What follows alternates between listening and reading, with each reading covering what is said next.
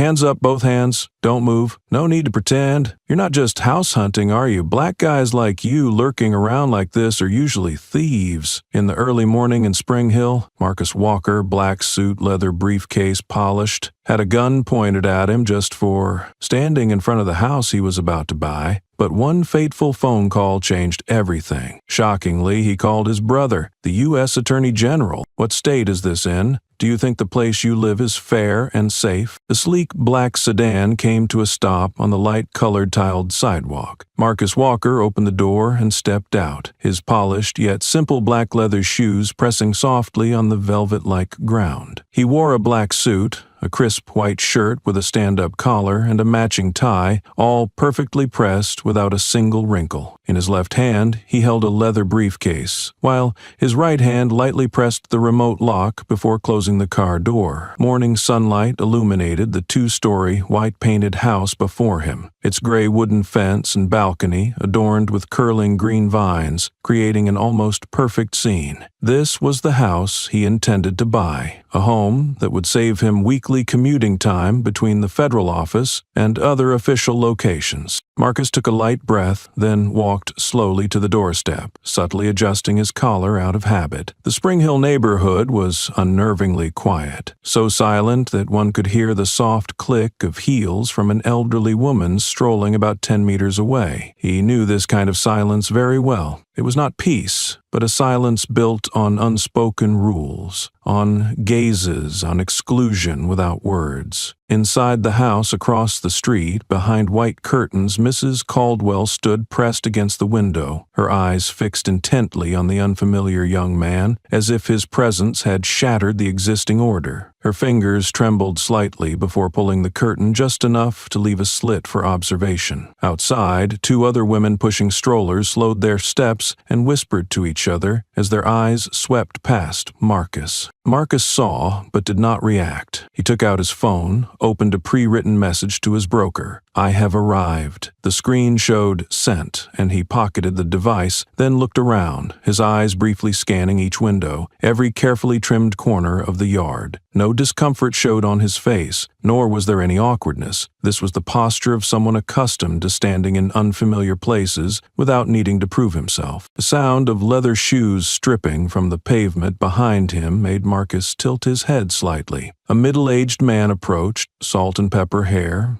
wearing a thin navy butyl sweater, hands in his pockets, eyes scanning Marcus from head to toe. "Good morning," he said, his voice carrying a fragile politeness like thin paper that could tear. "I live right around the corner. It's rare to see unfamiliar faces here at this hour." Marcus nodded calmly. "I'm waiting for the broker.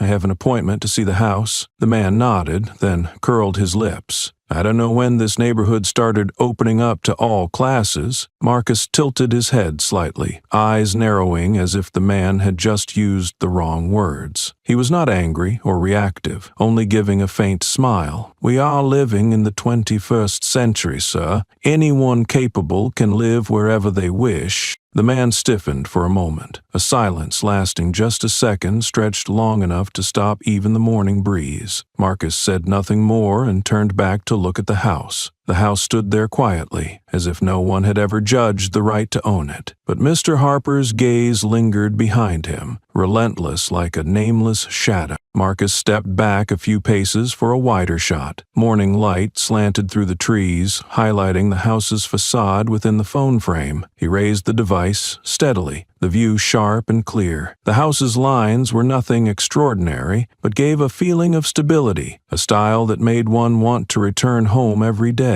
He took several more photos, then saved them, his eyes now betraying a firm belief that this place would be the beginning of a new chapter. On the other side of the fence, Mr. Harper remained motionless, arms crossed before his chest. His gaze was no longer inquisitive, but cold and indifferent. He observed every movement of Marcus, as if memorizing the smallest detail. Inside the opposite window, Mrs. Caldwell quietly took out her phone, raising it close to the curtain, recording as a self-protective habit. She filmed from afar but never took her eyes off the man in the black suit standing before the house. The faint sound of a door opening to the right made Marcus tilt his head. An elderly woman with silver hair neatly tied at the nape stepped out from the neighboring house. She looked at Marcus for a few seconds, then approached, maintaining a respectful distance to avoid seeming intrusive. Her voice was low but clear enough not to require repetition. "You should know, this is not a place for people like you." Marcus looked directly into her eyes, unflinching. Familiarity with those words made his reaction eerily calm. He replied, his voice low but each word weighted like a stone thrown into a lake, "You must be mistaken. I am the one paying for this house, and I do not have the wrong skin color." The woman stepped back half a step, blinking lightly, but said nothing further. Marcus returned to the doorstep, his gaze as calm as when he first arrived. Time dragged in a disturbingly slow manner. The whispered voices faded into silence. All eyes around seemed focused on one point: the man in the suit, briefcase in hand, standing like a lost question amidst the orderly neighborhood. A dog barked at the end of the alley, the sound stretching and spreading to several nearby houses. That noise acted like a silent signal, making the already heavy atmosphere even more suffocating. Windows closed, curtains drawn. A patrol car approached slowly from a distance, yellow lights flickering without a siren. The vehicle stopped exactly at the intersection. The driver leaned down to check something, then looked directly at Marcus, holding eye contact for several seconds before turning and driving away. Marcus lightly touched his watch, his eyes glancing at the screen, but his mind was not focused on the numbers. He knew he was being watched, assessed, pushed to the margins as someone who did not fit a system long sealed, but he did not step back. He stood tall, maintaining a posture as if in a place that could no longer hurt him. Mr. Harper stepped forward one more step, his voice deepening but enunciating each word clearly. "You should leave before someone does something stupid." Marcus turned his head, those black eyes meeting without avoidance or hesitation. He did not furrow his brow, nor change expression. His voice was low, steady, as if recounting a story someone had tried to forget. "Stupid things often don't come from those looked down upon, but from those who think they have the right to do so." Behind the thick glass covered by white lace curtains, Mrs. Caldwell remained motionless, her eyes fixed on the man standing before house number 14. Marcus did nothing remarkable, no shouting, no intrusion. He simply stood there,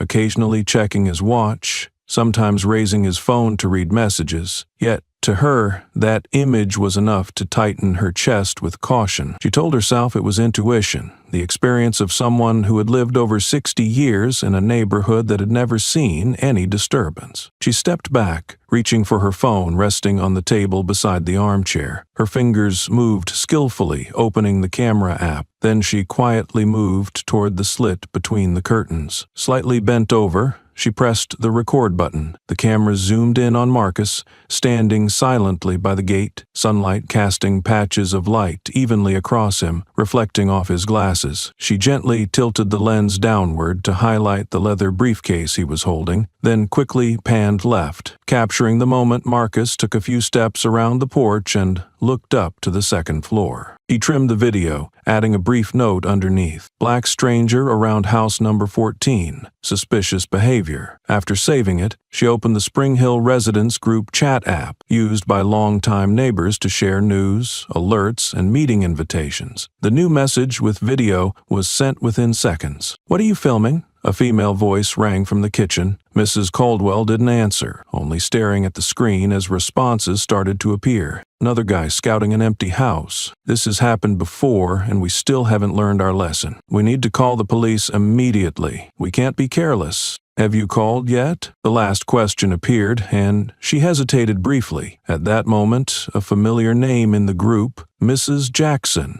wife of one of the neighborhood civilian supervisors, sent a message. "I'll call. We can't wait for something bad to happen." In Mrs. Jackson's living room, a call was made. Her voice was calm, without agitation, but each word was carefully chosen, as if prepared in advance. "I want to report a suspicious stranger at Spring Hill. He is standing near house number 14, lingering by the door, carrying a large briefcase. seemingly observing the other houses. He is black. The person on the other end followed protocol. Did you see if he was carrying anything dangerous? I didn't see a weapon, but his bag is quite large, and the way he walks, I feel uneasy. Please send someone to check. We will handle it. The call ended. A door had opened to a chain reaction. A brief message was sent back to the group. I have reported it. Police are on the way. Mrs. Caldwell sat down, exhaling softly. No words about guilt. She still believed she was maintaining peace for the neighborhood. Outside, Marcus remained at the same spot, eyes gazing down the street. No sign of anxiety. The phone stayed in his hand, light reflecting off the screen each time he tilted his head. A gentle breeze rustled the roadside trees. Between two walls, a curtain, a phone screen, and countless assumptions,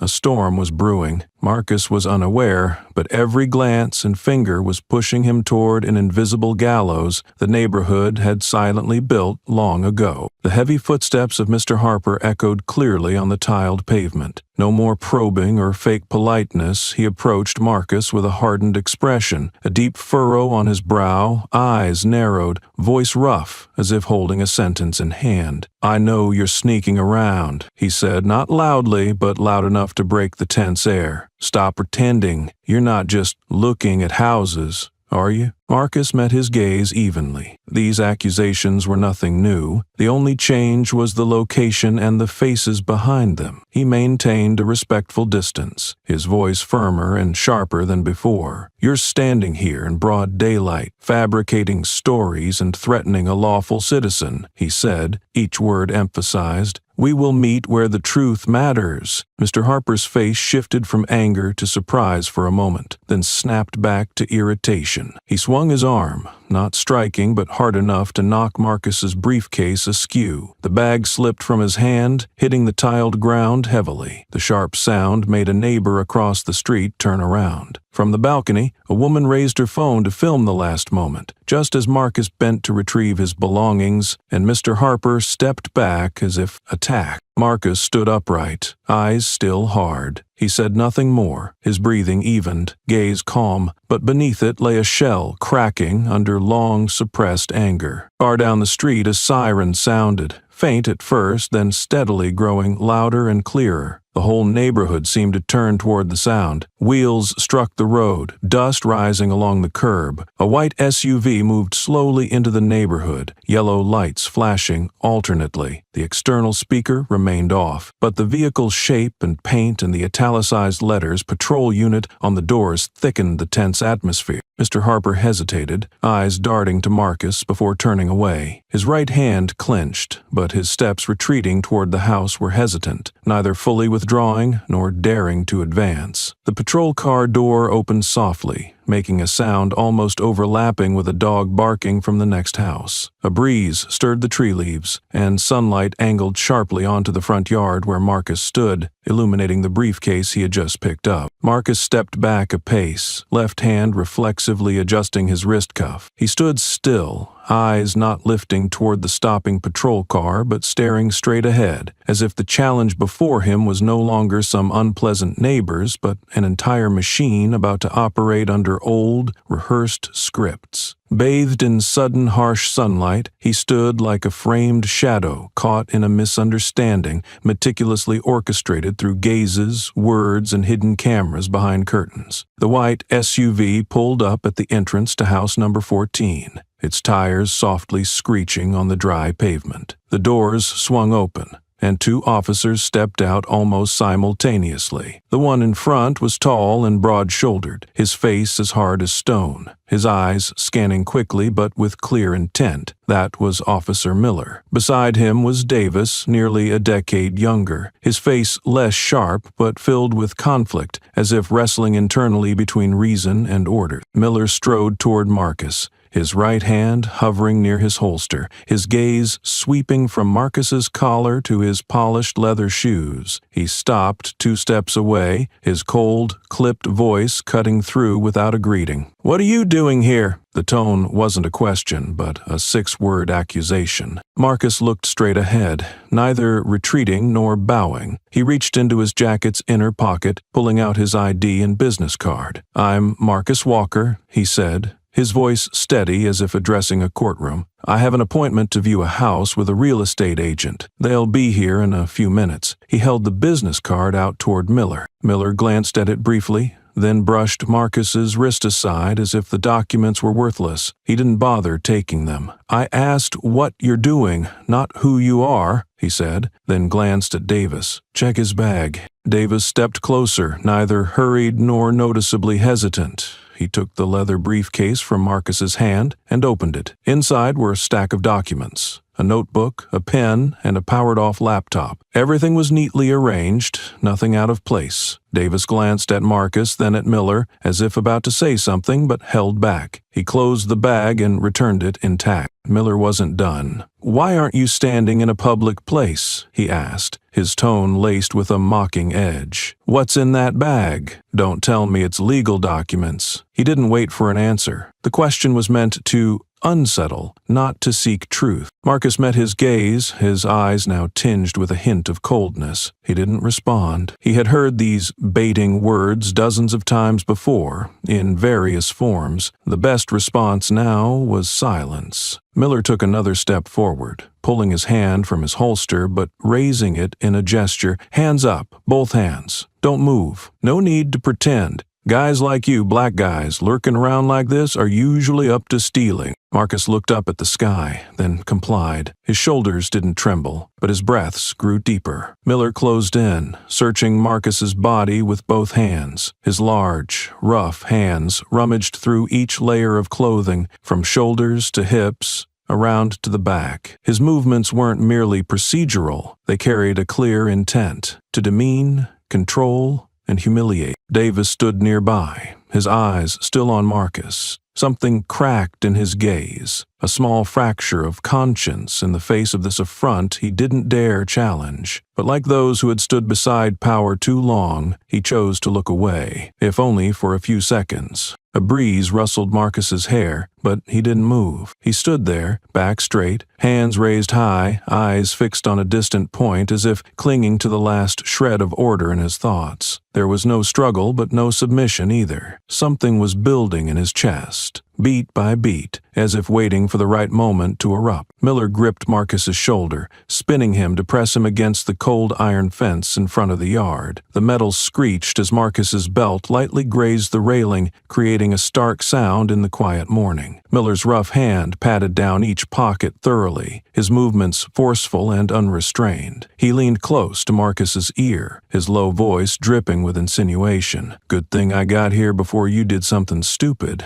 Marcus took a deep breath, not turning, his lips pressed tight. His arm muscles tensed slightly, not from fear but from the anger knocking within his chest. He knew what was happening. This was no longer a check, it was a deliberate assault on his dignity. His eyes stayed forward, his breathing steadied, and then he spoke slowly, each word clear enough for both officers to hear. "I won't resist, but I'm requesting a phone call." Miller froze for a split second, then let out a laugh, as if he'd heard an old joke. He stepped back, head tilted slightly, his eyes filled with familiar contempt. "Go ahead and call," he said, "but I doubt you've got anyone who can get you out of this." Davis stood to the side, his gaze flicking to Marcus, then to Miller. For the first time, a subtle abnormality appeared on his face. His brows furrowed slightly, and he remained silent, but his eyes lingered on Marcus a few seconds longer than usual. That look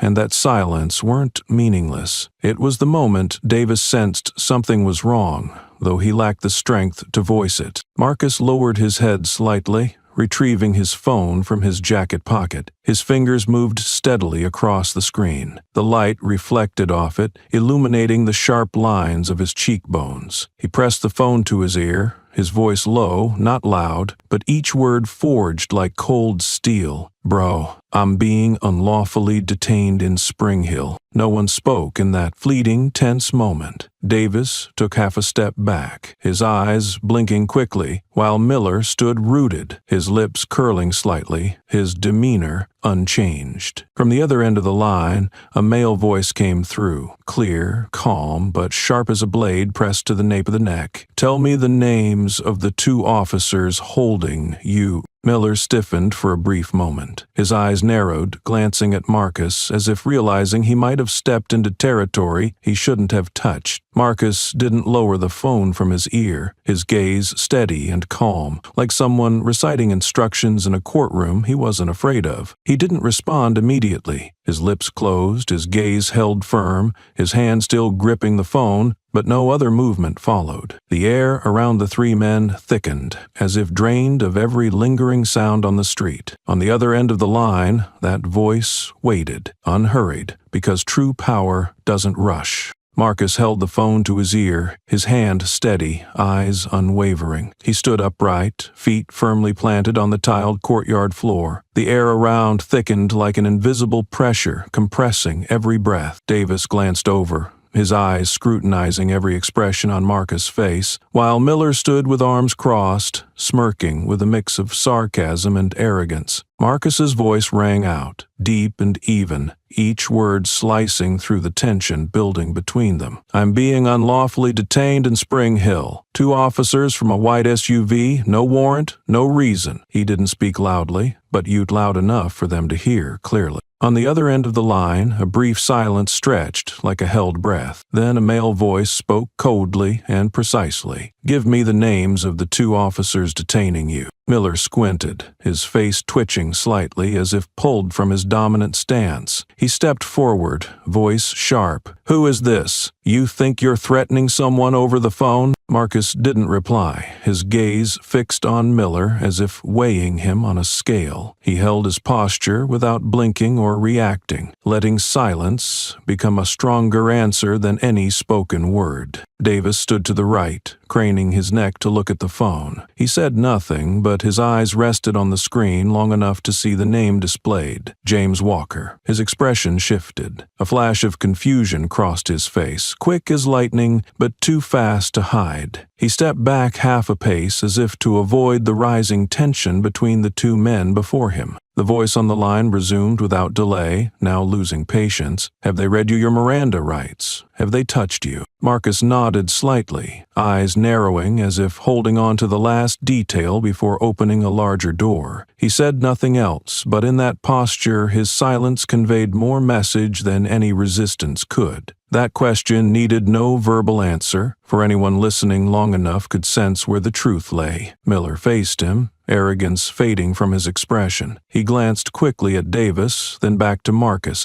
his eyes shifting from judgment to suspicion. He did not understand what was happening, but clearly this call was unlike the usual begging pleas he had witnessed dozens of times in his career. Something was wrong, and it began with the excessive calm of the man he tried to label as a common troublemaker. A breeze swept across the courtyard, scattering a few dry leaves underfoot. Davis licked his lips and turned away. He had never witnessed a detention situation where the detainee did not react or fear, especially with a call like that just now. That name troubled him, James Walker. It sounded familiar, but he hadn't yet connected the dots between that name and the growing unease in his chest. Marcus lowered the phone from his ear. The call had not ended. He looked at both men, his eyes now different, as if everything had shifted from defense to offense. With one more tap on the screen, the game began to turn. Marcus pulled the phone from his ear, tapped the screen, then held the device out. The speaker phone immediately activated, a clear, decisive voice resonating with the weight of an official document. "I am James Walker, United States Attorney General. This is a monitored line. The entire conversation is being recorded." That sound fell like a knife on the taut courtyard. The air thickened, silent enough to hear leaves brushing lightly against each other. Miller did not react react immediately. He froze, eyes narrowing in sudden shock, as if reassessing what he had just heard. The veins on his temples twitched, his cheek muscles tensed. A deep breath was held back but failed to mask the rapid change in his face. Davis stood motionless, eyes wide before darting to Marcus. Pieces began fitting together in his mind. The name Walker was no longer vague. He knew the title. Everyone did. It was not the name of an acquaintance, but a symbol. The man sitting at the pinnacle of the national justice system. Marcus did not retreat. He remained steady in the courtyard, phone in hand, voice even as if reading back a report. They have not given an official reason. They have touched me. They ignored my identification. The voice on the other end did not break. James's tone was cold as metal. Send me their names, badge numbers, and GPS coordinates immediately. I will forward everything to the Internal Affairs Unit and the Department of Justice. Miller glanced at Davis, worry no longer hidden. Davis tilted his head, voice low enough for his partner. We should stop. This is bigger than we thought. Miller did not respond immediately. His mouth pressed tightly shut. One hand gripped his belt, eyes marked with tension. Finally, he hissed through clenched teeth. He's putting on a show. I know this type.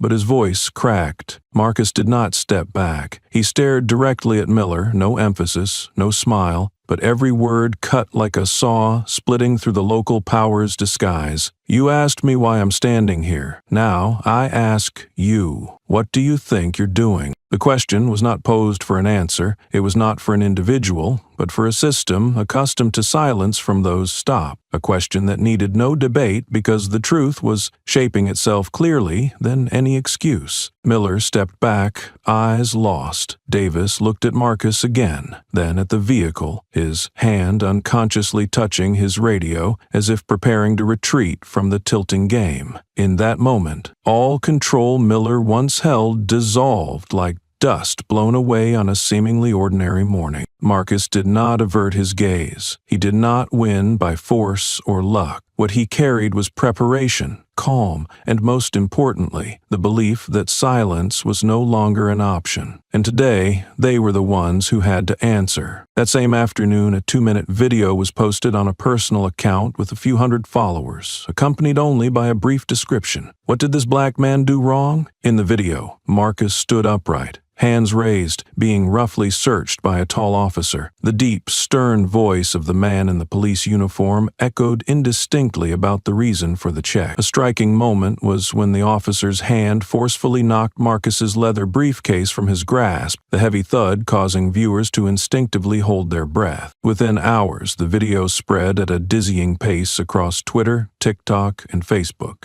Hashtags like Marcus Walker, profiling in Spring Hill, and Justice Now began dominating trending lists. The online community split into various opinions, but the number of outraged comments was overwhelming. Legal professionals, independent media, and social activists spoke out, pointing out the baseless nature of the police's actions. One user wrote, "He didn't make any threatening moves, so why was he treated like a criminal?" Another shared, "Spring Hill is supposed to be a safe place, but it seems that safety isn't for everyone." Notably, several human rights lawyers tagged organizations like the ACLU and the NAACP, pushing for an independent investigation. By that evening, a few local reporters tried to approach the neighborhood where Marcus appeared in the video. Some online news outlets began searching for the identity of the man in the clip. A regional news site called the law firm where Marcus had worked, seeking confirmation of his involvement in the incident. A few old friends reached out, expressing concern, but hesitating to probe too deeply. Marcus didn't respond to anyone. He simply sat in his temporary apartment, the dim yellow light casting shadows on his contemplative face. Marcus was no stranger to media attention, but this time he was the focal point not because of his skills or legal record, but because of a shove, a pair of handcuffs, and a prejudiced glance. He wasn't angry, but he didn't feel calm either. He knew full well tell that this story was no longer in his hands. In a late-night news broadcast, a local TV station reported with the headline, "A black man sparks controversy in a Spring Hill identity check incident." The vague content and ambiguous wording, as if deliberately keeping a distance, angered viewers. Social media erupted again, this time targeting the media's blurring of right and wrong. While reviewing that article on his phone, Marcus heard the ping of a text message. The screen lit up, revealing a familiar name, Emily. The message was short, concise, and devoid of unnecessary emotion. "I'm on my way. You're not alone." Marcus didn't smile, nor did he sigh. He set the phone down on the table, his gaze drifting to the window. Night had just fallen, the streetlights casting their glow onto the empty road. In his eyes there was no trace of anxiety, but rather a deeper resolve, as if everything had shifted from passivity to a phase he had long been waiting for. A gray hatchback pulled up neatly to the curb, its engine cutting off as it stopped. The car door swung open, and Emily stepped out with swift, decisive strides. A backpack hung over one shoulder, the laptop inside gently tapping with each step. Her eyes scanned the surroundings, taking in every lingering detail from the clash between Marcus and the system. No one needed to tell Emily what had happened, for Marcus's expression, silent, composed but unyielding, was the clearest summary of all. She didn't hug Marcus or ask if he was okay. Anything superfluous was a luxury when he was being trampled by the boots of a power structure cloaked in the guise of justice. Emily opened her phone, swiped through a few actions, and held the screen up to him. "You need to see this." Marcus took the phone and looked at the graph displayed. A steep red line marked the video's viral spread. Below were the keywords dominating social media. His name, the Spring Hill neighborhood, terms about racial profiling, and hashtags calling for an investigation. "The spread has surpassed 300,000 views in just 4 hours, Emily said, her voice steady like she was reading a report. "This could be a crisis or an opportunity. It depends on how you choose to handle it." Marcus stared at the graph for a long moment before handing the phone back. He said nothing, but Emily was used to his kind of response. She pulled out her laptop, opening it right on the car's hood. The screen displayed a list of the most syndrome videos, a map of geographic diffusion, and the spread rate across platforms. She had also saved the original video, downloaded all comments, and flagged points suggesting possible tampering or manipulation of public opinion. "Don't make any statements yet," she said while typing commands. "The quieter you are now, the louder they'll have to listen when you speak. For now, I'll prepare an initial legal statement. As for media responses, I've filtered out a few credible outlets. We'll start there." Marcus crossed his arms, his eyes fixed on the street, still lit by the glow of tightly gated houses. "I don't like using the media as a weapon," he said, his voice low. "I believe in the law. I believe that if you stick to the truth, people will see it." Emily closed her laptop and looked directly at him. "Then are you going to let others weaponize you? They're already twisting the story to suit their narrative, and if you just stand still, you'll be defined by the powerful." Marcus fell silent for a moment, not out of disagreement, but because he saw what he hated most, the necessity of strategy in a battle that should have been clear-cut. Finally, he nodded, lightly but decisively. "Do it." Emily nodded back. That same night, she posted a short, 10-second clip on an official account. The image of Marcus, standing upright, hands steady during the check, was set against a plain gray background. A single line appeared at the end of the video. "If justice is only for the chosen, it is not justice." Within 6 hours, the clip garnered over 100,000 shares. No one mentioned Marcus's business card, resume, or academic record. They only saw a man standing still, pushed to his breaking point, and choosing not to bow. The second-floor administrative office of the Spring Hill Police Precinct was bathed in a dim yellow light, stacks of old files neatly arranged in a worn wooden cabinet with peeling paint. Davis sat alone, leaning back in his chair, eyes fixed on the computer screen. Nearly an hour had passed since he logged into the system, but the cursor remained still over the list of internal task force members. No alarms sounded,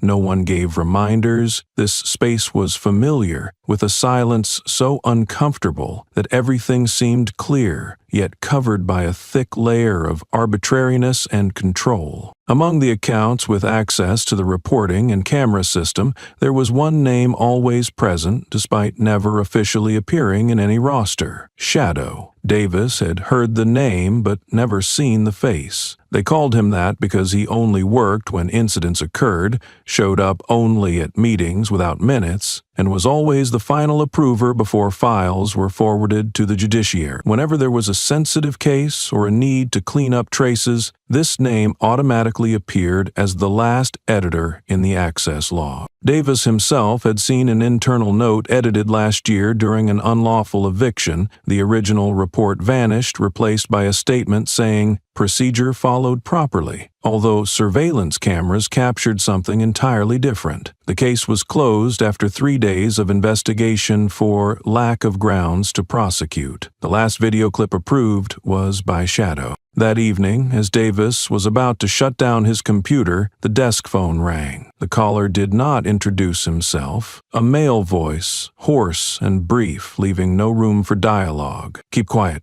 Everything will be resolved this week. No one is to touch the original video." Then the call ended.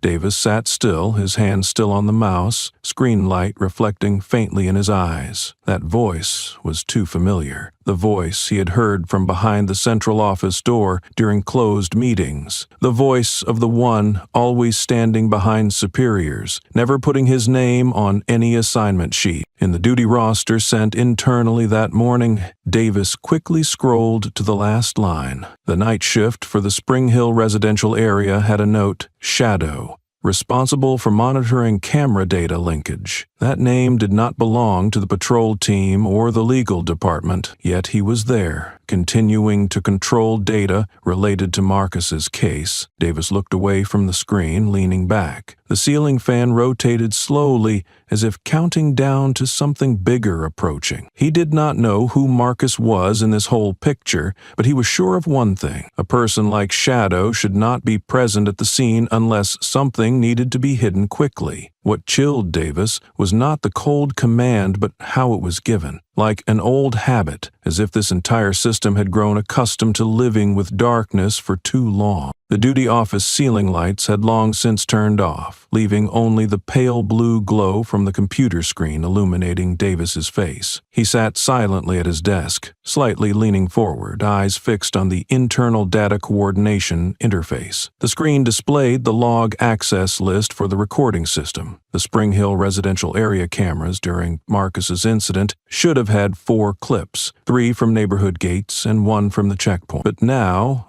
only 2 remain. He hovered the mouse over the timeline, opened the retrieval section. The last access name appeared, a system account with a temporary ID code, no avatar, no rank listed. A familiar string of letters flashed in the corner, SHDW. Davis sighed, his hand dropping from the mouse. The original video had been tampered with, TNT opening and ending segments adjusted. Everything had been cleaned as if untouched, but Davis had seen it before, and he knew well that what he was looking at now was not the whole truth. He opened his work phone. His hand paused briefly on the lock screen as if weighing a final decision. Opening the encrypted messaging app, he typed each word slower than usual. "They are altering data. Keep a copy. Someone wants to cover their tracks." The message was sent to a single contact in a hidden identifier labeled ED. No name, no photo, just an empty code previously assigned in the system to a linked judiciary unit. Davis knew very well who the recipient was. After sending the message, he immediately erased the entire history, cleared the cache, then turned off the phone and removed the battery. Every step was performed with practiced precision, no excess motion. What had just happened was not allowed to leave any trace. He stood up and walked to the personal locker at the hallway's far corner. When opening the silver-gray steel door, the hallway light reflected in the small mirror inside. He caught his own reflection. Dark circles under his eyes, bags extending down his cheekbones, skin darkened from many sleepless nights. But there was something beyond the physical image. The gaze in the mirror seemed to pose an unspoken question. Davis looked deeply and wondered. If he kept silent, would anything change? And if he spoke up, would anyone remain to stand with him? A familiar voice echoed down the hallway, cold, short, cutting off his thoughts. "Don't make me remind you again, Shadow." Without looking, Davis knew who had just passed by. Each word was a stamped warning,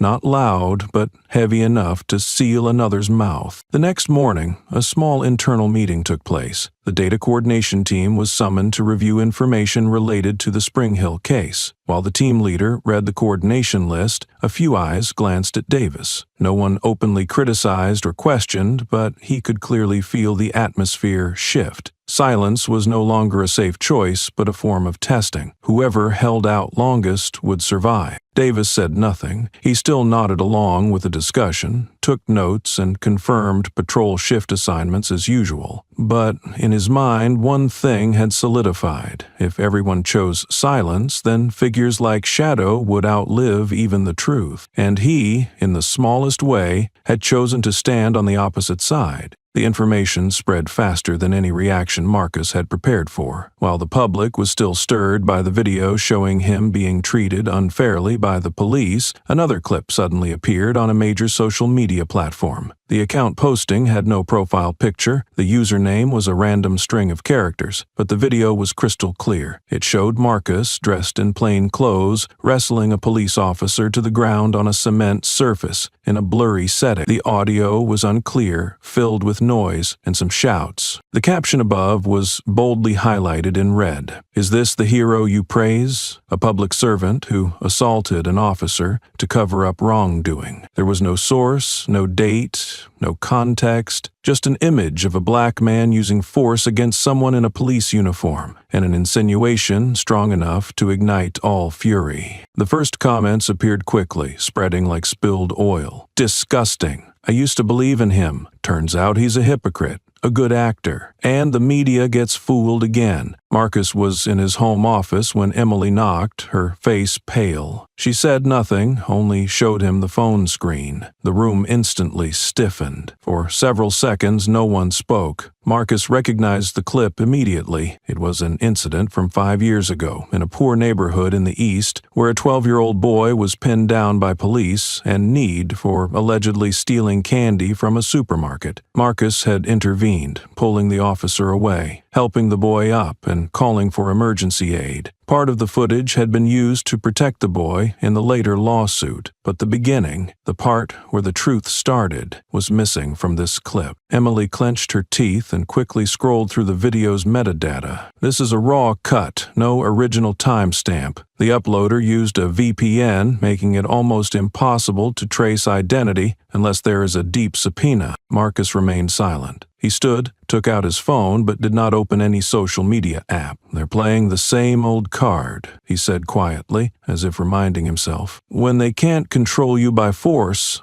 they try to distort your memory in public." The news began to reach smaller outlets. Some added subtitles, "Previously investigated internally for misconduct as a police officer." No one mentioned the boy was saved. No one asked about the full version. Just one image, one misleading moment, could erase the entire proceeding process as if it never existed. Marcus refused interview requests from 3 TV stations that afternoon. He told Emily to turn off all press notifications and not to respond. "If I speak now, they will cut every word into a weapon," he said, his gaze steady. That night, a call came from a contact saved in his phone. Marcus sat on his bed, looking at the lit screen. He answered. The voice on the other end was anxious, hesitant. but unable to hide suspicion. "I just saw a video. If that is true, you will lose everything." Marcus did not answer immediately. He stared out the window, where streetlights reflected on the clear glass, forming a hazy image of himself. In that silence, he knew the first crack had appeared, not in society, but in the relationships he once trusted most. The next morning, online news headlines all shifted tone. The front pages of some major channels screamed in large font, "Hero" or "Hidden Villain." Below the title was a composite image of two opposing moments, one showing Marcus handcuffed in the street, the other a blurred frame from the edited old video. Accompanying articles stopped short of direct conclusions but used suggestive language to sow doubt. They analyzed Marcus's background, emphasized previous internal investigations, and posed the question, is this the part the public missed? The leaked information quickly reached oversight agencies. An internal memo arrived at Marcus's office late morning, requesting him to suspend work pending reinvestigation of the old case. The decision did not state that Marcus was at fault, but it was enough to change how people viewed him.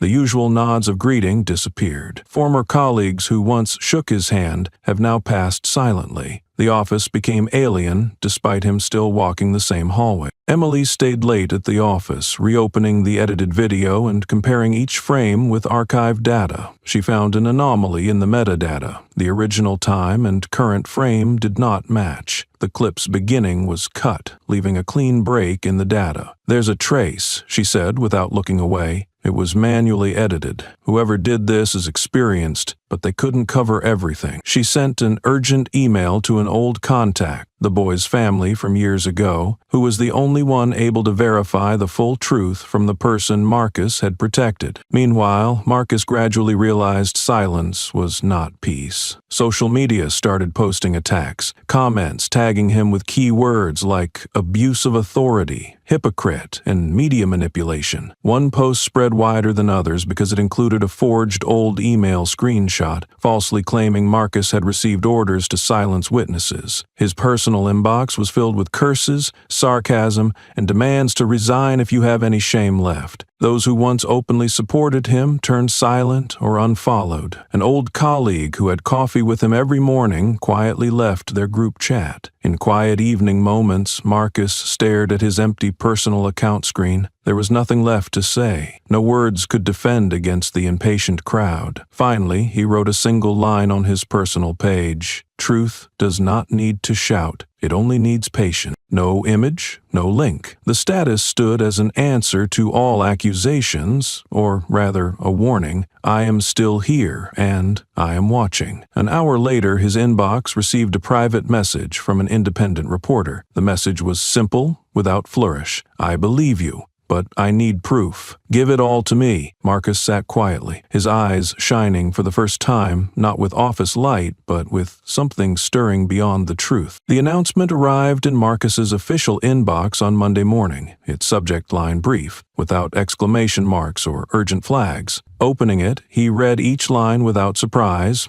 though a slight heaviness settled in his chest. "To ensure objectivity during the complaint review regarding the Spring Hill incident, Mr. Marcus Walker will temporarily suspend all duties until the Internal Investigation Agency issues a final conclusion." There was no word of thanks, no line defending his honor. Though he had anticipated this outcome, something inside cracked faintly. The first message came from a colleague, "Stay strong, my friend," accompanied by a fist emoji. The second was from someone who had worked with him on 3 major cases. "This will pass." Soon after, calls stopped, and past message threads fell silent. The last polite wishes ceased. His department head sent a single line, "Keep quiet. Everything will pass." The words carried no trust, sounding more like instructions from someone about to cut the power on an electric shock. The phone rang that afternoon. His mother's voice came softly, yet carried a cold undertone. "Did you do something that was misunderstood?" She did not accuse or blame, but her choice of words felt like a probe, as if she too had been influenced by someone shaking her trust. His younger brother, once calling him a hero, now spoke only 3 sentences before citing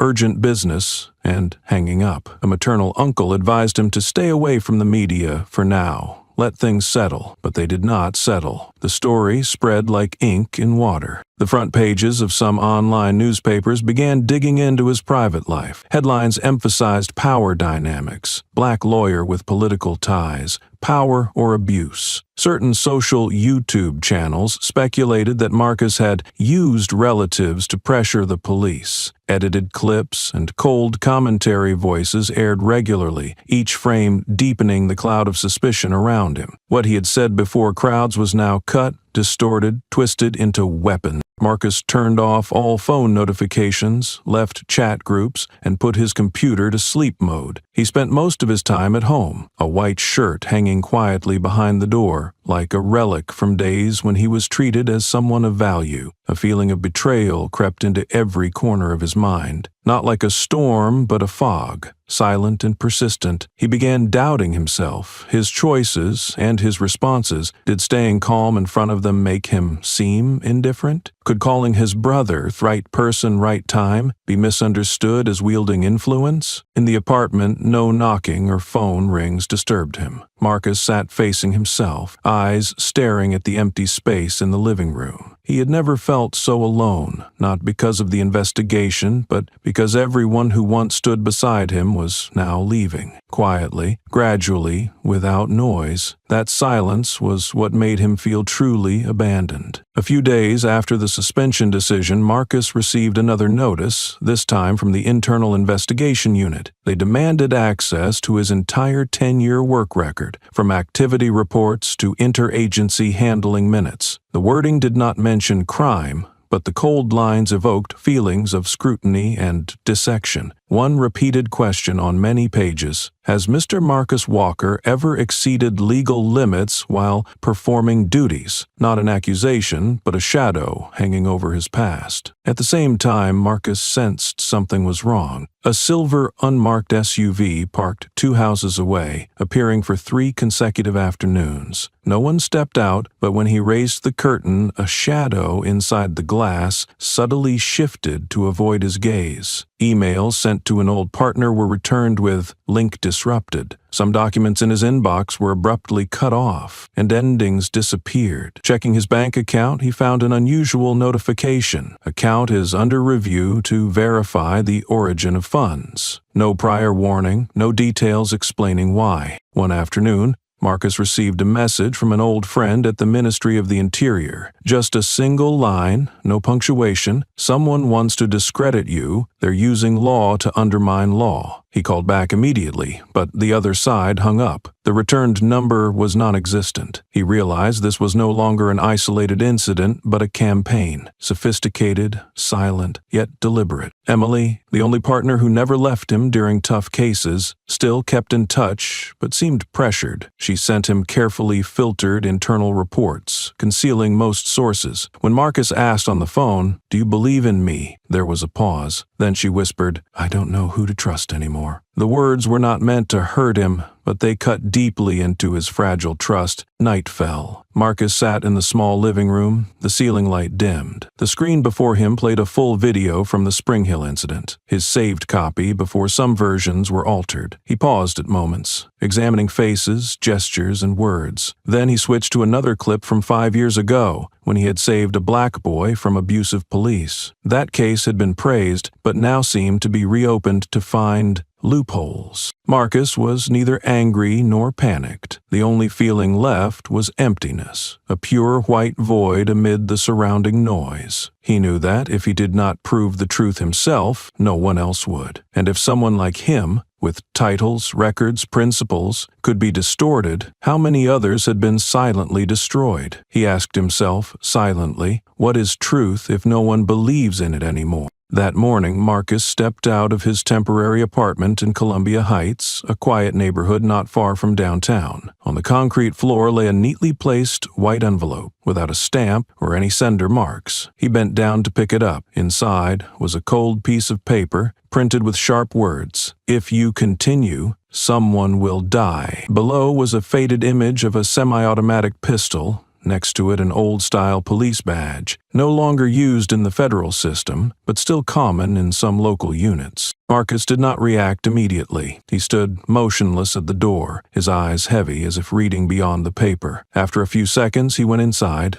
opened a small electronic safe under his desk, took a photo of the letter, and sent it to an encrypted email used for emergencies. Then he called James, his voice even and low. "Take a look at this. No trace, no fingerprints, but it's clearly a message from inside the system." At the same time, 3 blocks away, Emily stepped out of an independent cafe. She carried a laptop, wore a crossbody backpack, and held a phone to her ear. Her clear yet hurried voice rang out, "Yes, I need public reaction statistics by the hour. Focus on accounts with the highest engagement." Approaching a turning point, she paused. A silver SUV that had just passed behind her now turned back and followed. She accelerated, crossed a small intersection, then suddenly stopped. The SUV did not overtake but veered off in another direction, disappearing into rush-hour traffic. Emily said nothing more. She hung up, opened a traffic map, and then turned into a narrow lane without public cameras. When she met Marcus late that afternoon, their faces needed no words to understand that things had gone far beyond a media crisis. Emily placed her laptop on the table, quickly opening a triple-layer encrypted note file. "I'm being followed. The car had no front plate, fogged windshield, or tinted windows.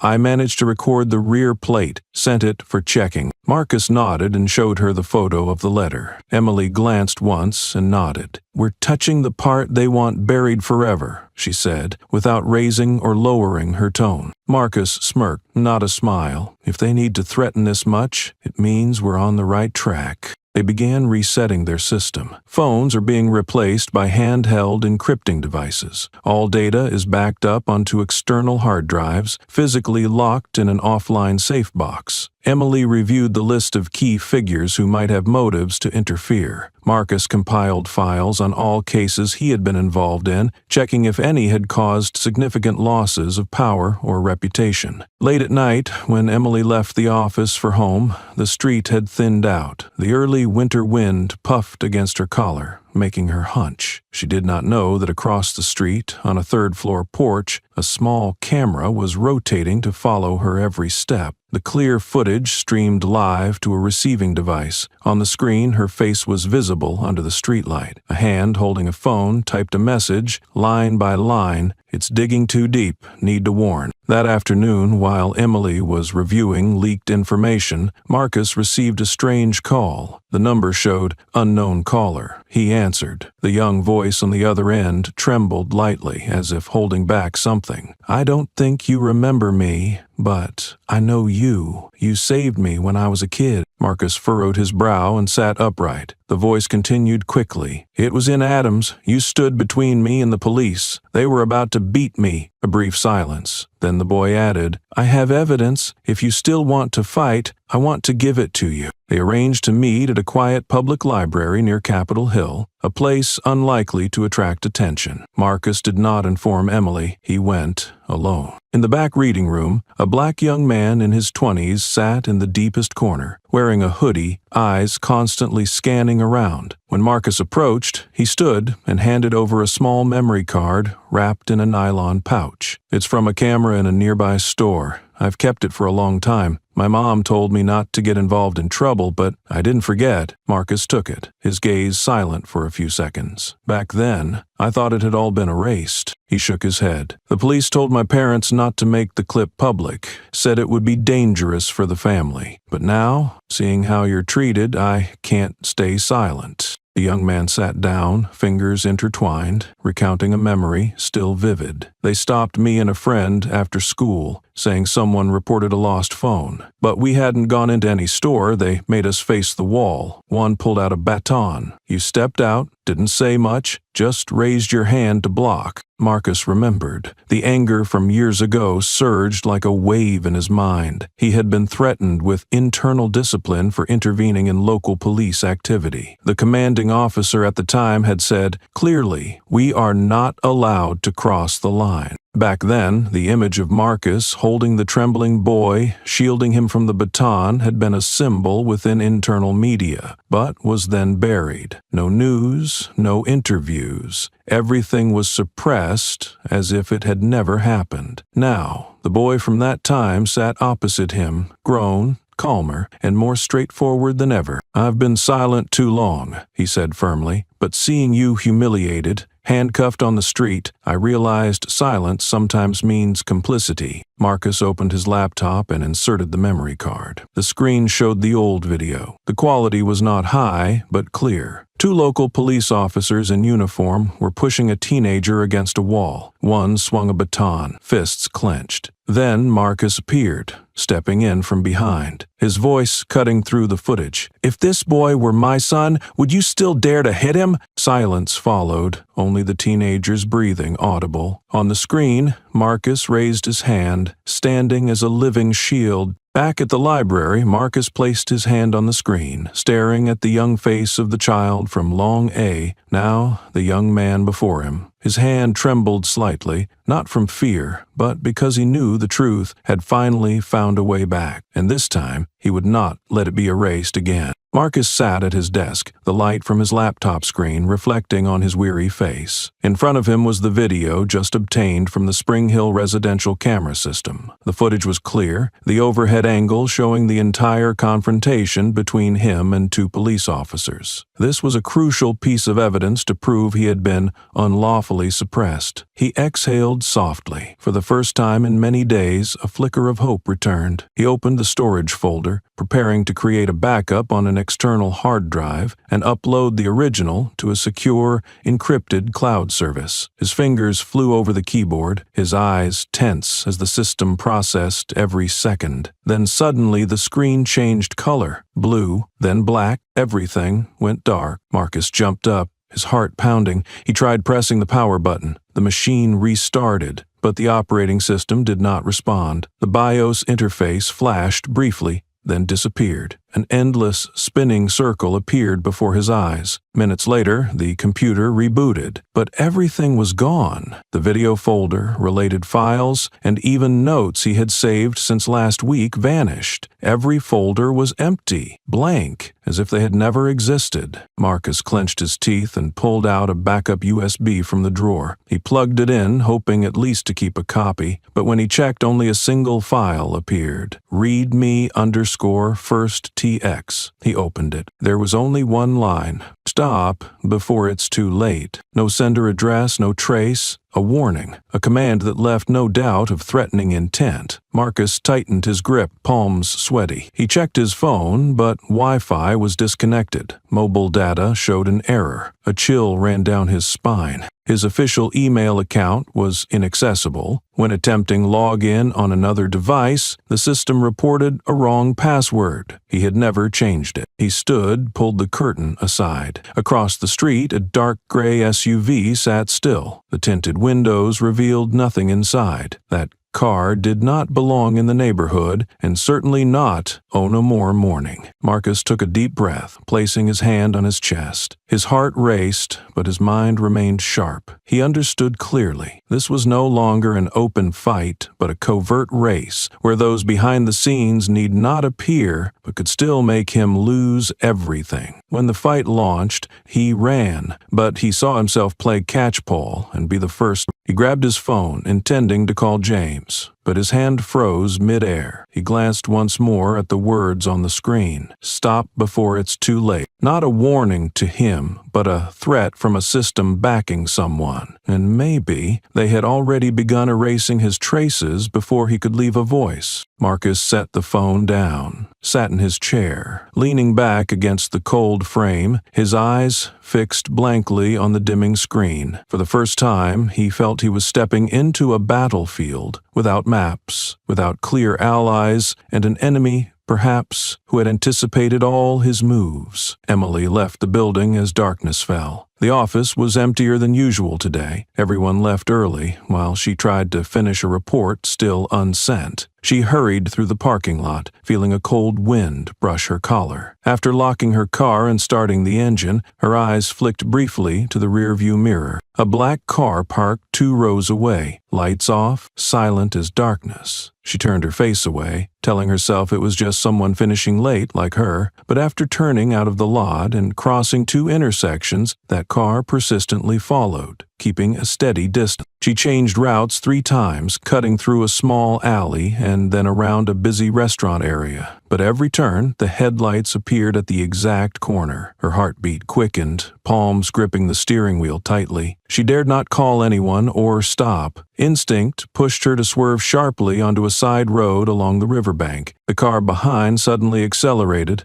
pressing close on her left. Her wheels skidded on the sandy road. Brakes screeched, and her car's front lightly hit the guardrail. She jolted forward, heart tightening. When she looked up, the other car had stopped mid-road. No one stepped out. The windows were dark, silent. Then it slowly reversed, turned, and disappeared into the night. Shaking, Emily pulled out her phone. Instinctively, she dialed Marcus's number, voice breaking when she heard his reply. "Someone's watching me, forcing me off the road, almost," she choked up. "I don't know how long this will last, Marcus. I don't want to be involved anymore. I don't want to be a pawn in a game I don't understand." Marcus said nothing for several seconds. Emily's breath hit him like a cut. He knew well, though she still called, her heart had already withdrawn. When the call ended, Marcus stood silently in the living room. The lights were off. All the darkness in the room reflected the chaos inside his mind. He reached for his desk, but the laptop screen was completely dark. Data wiped clean, loved ones pushed into danger, colleagues distancing themselves, justice blurred. Everything he once believed in, piece by piece, was quietly falling apart. He sat on the floor, back curved, hands clutching his head. Inside there was no noise, only a blank white void. Every face, every voice that had once stood with him had now dissolved into doubt. He thought of James, of Emily, of himself on his first day as a lawyer, the strong faith in justice he once held. Now the only question piercing his heart was, is justice truly real? If it requires losing everything to pursue it? The phone vibrated while Marcus was glued to the screen, tiredly reviewing segments of undecoded data. The call was from James. He answered, no words spoken before his brother's deep voice came through, brief and heavy. "I'm under internal investigation too.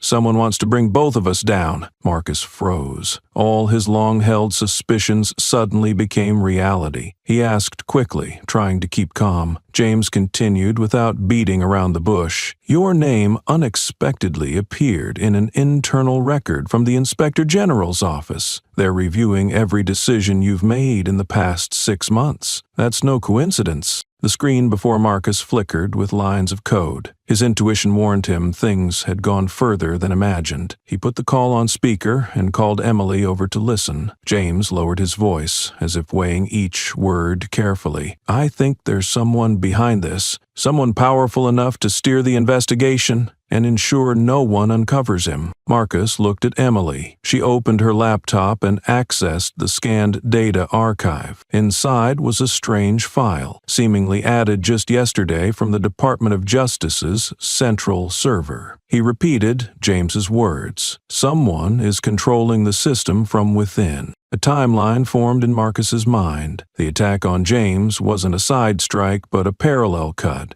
aimed at both of them. As Marcus gradually regained public trust, someone sought to shatter James's image, the one considered the strongest support. Emily scrolled through a list of people who had approved internal investigations. Under the signature column appeared a name that made her pause. She read each syllable slowly, as if sure Marcus would recognize it. Langford Hale. Marcus sat upright. That name had never left his memory. It was tied to a time he once thought he had forgotten. He spoke slowly, confirming to himself. Langford Hale, Deputy Chief of the Internal Affairs Division. Emily nodded. "And also the man who fiercely opposed your father during the 1997 hearing." The room's atmosphere thickened. Marcus faltered as both memory and old dreams surged back simultaneously. He remembered the night his father came home exhausted, sitting silent silently in the dark. He had just finished a 3-day hearing about a group of officials abusing budgets to shield shady collaborations between private entities and the police. Langford Hale was among them. He wasn't convicted but lost promotion rights and was transferred to desk duty. Emily kept watching Marcus, waiting for an order, but Marcus said nothing. His mind flashed fragmented images, dusty minutes, Hale's angry gaze during the hearing, and now the man's hand silently sinking all efforts to clear the Walker name, not for reason, but for inherited hatred. James remained silent on the other line, listening. Finally, he said, "We have no doubt anymore. He is the one behind this." Marcus closed his laptop, and this time, he's not confronting one person, but both of us. Emily typed swiftly, then transferred data to Marcus. She had just contacted a security officer who previously worked at the Department of Justice and could help retrieve hidden internal records. Marcus watched each line of data appear, eyes focused. Among documents and approval lists, Langford Hale's name repeated frequently, prominent in accusation files and internal investigation requests about James. Marcus said nothing,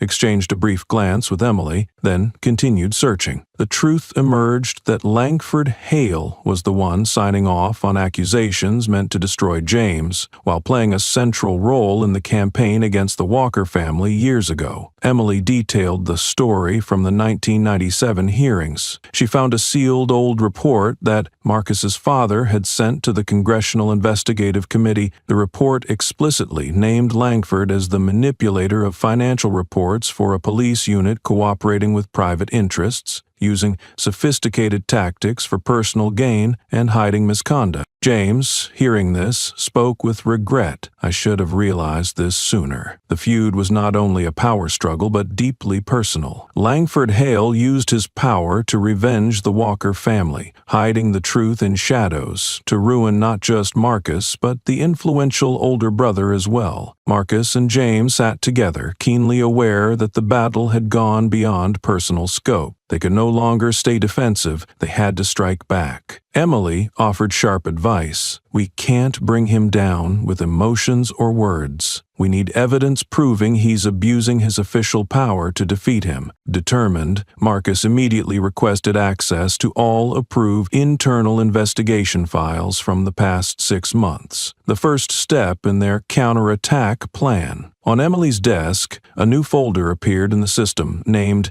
Hale_override access, with a password marked boldly in red, signaling a secret about to be uncovered and a power struggle fiercer than ever to come. Marcus and Emily returned to the residential area where the initial events had taken place, the place where the first photos and videos of the incident were recorded. They visited Mrs. Laney's home, a kind resident who always held goodwill toward Marcus. She welcomed them with hopeful yet cautious eyes, aware that the incident had stirred unrest throughout the neighborhood. After some conversation, she agreed to grant them access to her home security camera, a device installed at the front door. However, when Emily checked the stored data, she discovered signs of interference. The camera footage had been tampered with, many video segments deleted or deliberately distorted. This indicated that some force sought to prevent the truth from surfacing. Marcus clearly sensed the danger in knowing the efforts to hide evidence were substantial. With a data recovery specialist, Marcus and Emily began the complex process of restoring the missing videos. The procedure was lengthy and tense. When Marcus first watched the original recovered footage, his eyes narrowed slightly. On the screen were undeniable, authentic images, showing his objective demeanor throughout the event, completely opposite to the edited and misleading videos previously circulated. The police's actions were exposed,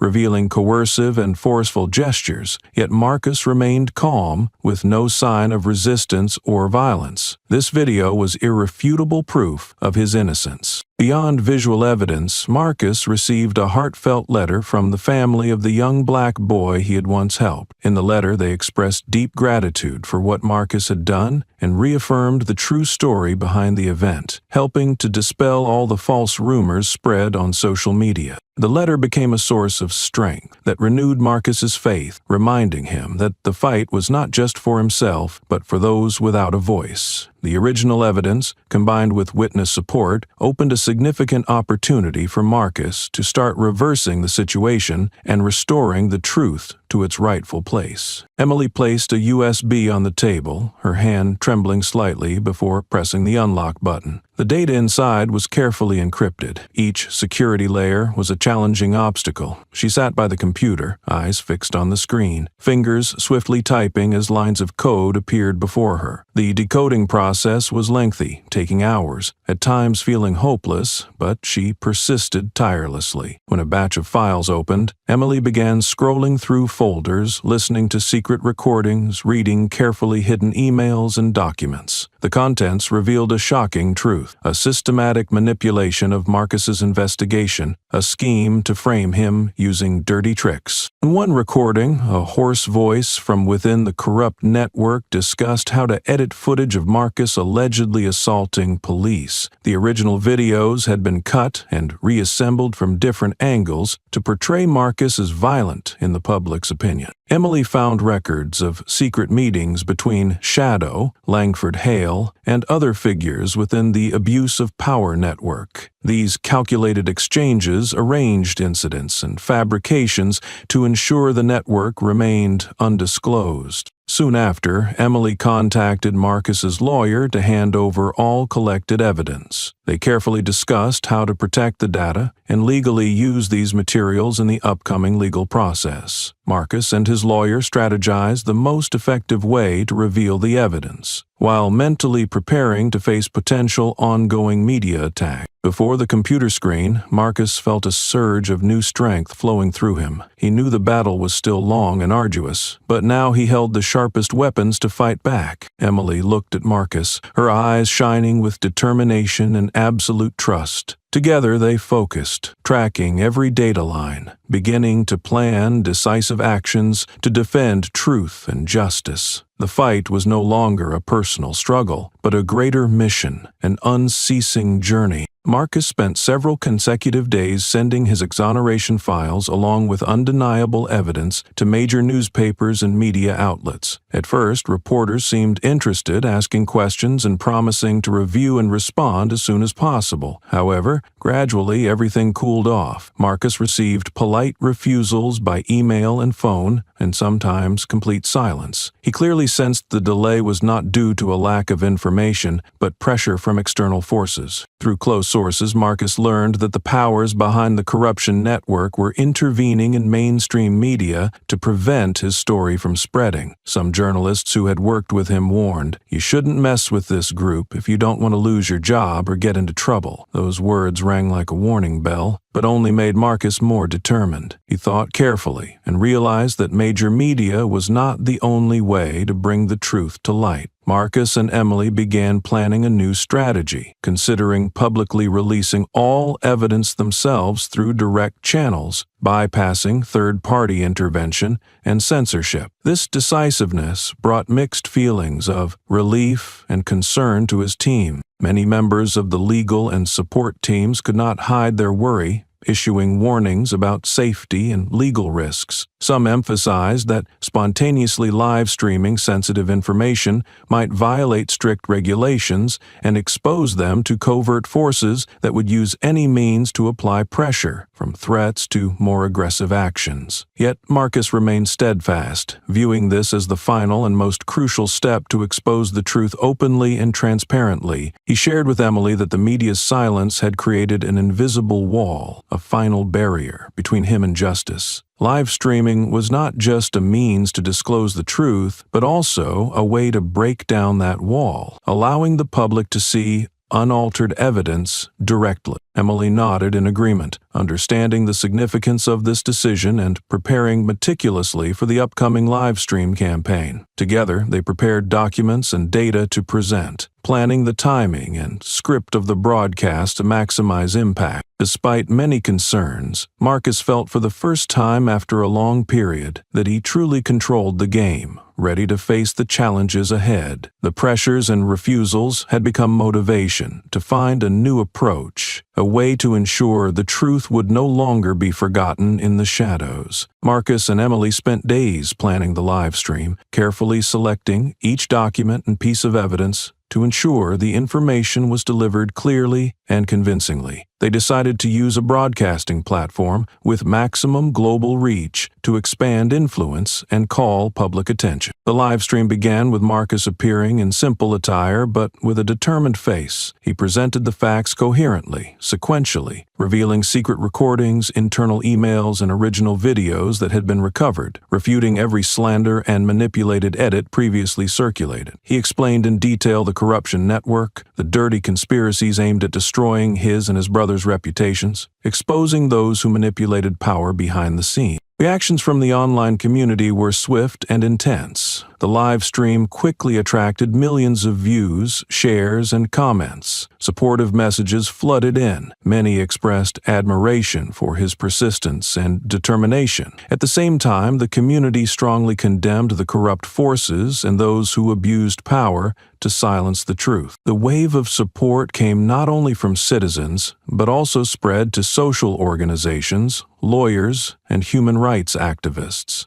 They voiced their defense of Marcus, demanding that investigative agencies broaden their investigations and strictly handle those involved in the corruption network. Under growing pressure from public opinion and social groups, authorities were forced to intensify investigations. Unable to continue delaying or ignoring the case, Marcus clearly felt positive changes, the first steps forward in the journey to reclaim justice and clear his name. The live stream event was not just a media victory, but also a crucial foundation for Marcus and his team to continue advancing in the fierce legal battle. He received substantial support from many sides, opening opportunities for real change within the system. This also laid a solid groundwork for Marcus's story to develop further, with new challenges and turning points. The live stream began just as the clock struck evening. There were no stage lights, no elaborate backdrop, only a simple frame. Marcus sitting beside Emily, a laptop live streaming in front of them. The headline appeared clearly on the screen: "The Truth About the Edited Video." Marcus did not start with excuses or complaints. He looked straight into the camera, eyes clear yet deep, then nodded slightly for Emily to proceed. The clip, widely shared by the media, was replayed, showing Marcus pushing forcefully against a police officer holding a child, followed by the officer collapsing as if attacked without cause. Viewers had seen this as an abuse of power. They had already judged, "This clip is not fake," Emily said clearly, "but it is only half the truth, and truth is only valuable when it is complete." She switched to a second screen. A new video appeared, this time from a nearby residential security camera, unedited and continuous. Every detail was revealed in a steady frame. A black boy, about 12 years old, was choking him with his elbow. There was no reason except suspicion that the boy had run away. Marcus appeared in the frame from afar, shouting for the officer to stop. No one responded. While the adults nearby looked away, Marcus stepped forward and pulled the officer's arm from the boy's neck. No punches, no kicks, only timely intervention. Emily paused the clip as Marcus placed his hand on the officer's shoulder. Below is the timestamp embedded directly from the Spring Hill residential security system. It matches the moment where the old video was cut. This is the missing segment, not in the clip you all have seen. Keyboard tapping stopped. Social media froze. Comments streamed rapidly. "I'm sorry for misunderstanding you. Was even the media misled? We blamed the only one who acted rightly." Some accounts that had previously attacked Marcus began deleting posts and reposting apologies. The newspaper that had headlined "Official Abuse of Power to Assault Police" removed the article within half an hour and replaced it with a new one. Original video emerges. Marcus Walker was not at fault. Marcus did not smile. His gaze remained unchanged. No resentment, no pride, just the quiet of one who had patiently exposed a mask. He spoke slowly, each word hammered down like a nail on a table. "I am not reclaiming honor. I am reclaiming truth. And this time, you cannot hide it for another second." The screen went black. The live stream ended. But the wave had not stopped. The next morning, a special FBI bulletin aired on the federal media system. It publicly confirmed the warrant for Roy Tanner for abuse of power, obstruction of investigation, and evidence tampering, serving an internal police network. Simultaneously, in another suburban area, a task force raided the third-floor apartment where Roy lived with his wife and children. He stood silently in the living room, eyes fixed on the TV screen, replaying Marcus's live stream from last night. When handcuffed, Roy looked up coldly and said, "I knew this day would come, but you won't clean up all the trash." At federal headquarters, Roy began revealing details of a network active for years. The names he listed spanned state and city police departments. Some were retired, others were still holding high executive positions. They had divided hot bonuses from real estate businesses, neighborhood councils, and even local judges who wanted to handle annoying cases quickly. In a testimony lasting over 8 hours, Roy meticulously described how they manipulated files, deleted cameras, and staged fake crime scenes to protect colleagues or silence witnesses. When Marcus began probing an old case, a police killing of a black suspect without prosecution, Roy was the one who directly ordered the creation of a falsified video to destroy him. Meanwhile, social media circulated screenshots of Spring Hill residents' internal chat groups. Messages from the account named Caldwell_Martha were clear. "We need to deal with that strange man quickly. I already informed the police. No black person in a suit stands here." These messages were sent just minutes before Marcus was detained. Notably, Mrs. Caldwell was the former head of the Neighborhood Security Board, with significant influence over how residents handled unusual situations. The news exploded like wildfire. Major news channels replayed commentary. From "A victim of discrimination, Marcus Walker has blown open an entire network manipulating the truth." Within hours, over 400 residents signed a petition demanding that Mrs. Caldwell step down. Local television broadcast reporters standing in front of 12 Spring Hill Lane, its front door shut tight, curtains drawn. The woman who had spoken most strongly was now silent. No one had seen her leave the house since the news spread. Marcus quietly followed the news from the old law office where he had once been suspended. Emily placed her hand on his shoulder without speaking. Everything seemed to be returning to the right course, but the feeling inside him was not satisfaction. That network had partially collapsed, but how many layers remained unexposed? He looked up, eyes calm, his voice echoing steadily in his mind. "Justice does not always arrive on time, but when it comes, it does not knock lightly. It breaks every lock of silence." The notice of restored honor and reinstatement came to Marcus like a light after a long period of darkness. The official letter from the agency carried the recognition he had been waiting for, but also stirred complex emotions. He felt relieved that the truth had been revealed, yet not entirely joyful, because the wounds he endured were not easy to heal. In the first days after receiving the news, Marcus noticed different looks from colleagues. Some congratulated him with sincere encouragement, but many still kept their distance, cautious and reluctant to get involved in the controversies Marcus had faced. This division made him realize that his victory was not a perfect comeback,